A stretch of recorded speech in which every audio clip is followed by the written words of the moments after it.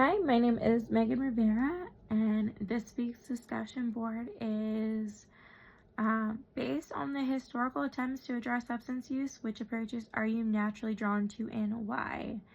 So I can tell you what approach I am definitely not in support of, and that is banning or prohibition, right?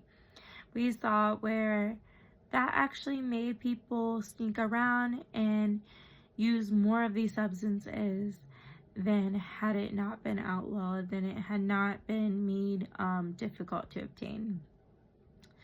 And I think one thing that it also showed is that if people want to use a substance, they're going to find the substance.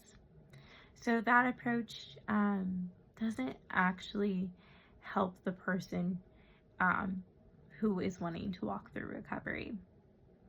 So some of the approaches I feel like we should look at are going to be the ones that are going to be beneficial to those who are ready and want to make those changes. So medication management is one approach that I believe would be very beneficial and has been very beneficial.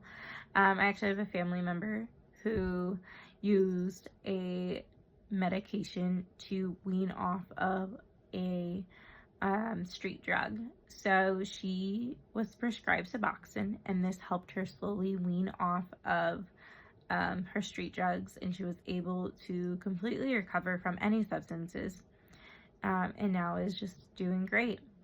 And I think it's important to note this because this worked for her. And if this approach is helping people, then it should definitely be an approach that we leave on the table. Another approach is AA. I have seen where AA has been very beneficial for some individuals, where they are able to walk through the steps and they're able to remain in a place of sobriety. So for some people, AA is the right approach. For others, more of a spiritual journey might be a good approach. So going to a recovery center that does really engage in that Christian aspect could be very beneficial. And this is the one that I've actually had the most experience with. My stepfather was in and out of recovery all throughout my teen years and into my earlier 20s. And so I have seen where Christian recovery homes have been very beneficial for him.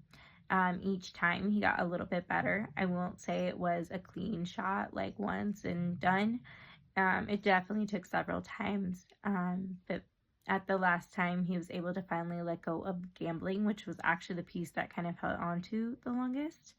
But the other substances like alcohol and Oxycontin, those ones he was able to let go of much sooner, going through these recovery homes. I think it's also important when working with individuals to see them as an individual, right? What works for one person may not work for the next. And so really looking at this individual as to what led to the consumption of these substances, right? Was it casual drinking with friends that led to more, or is there trauma? Are they self-medicating? Because if they're self-medicating, then really going through therapy to heal those parts of themselves might be very beneficial. So overall, I think keeping an open mind to various approaches is so important because, as previously said, what works for one individual might or might not work for the next.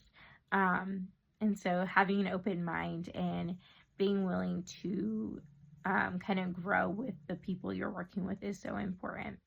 So thank you so much.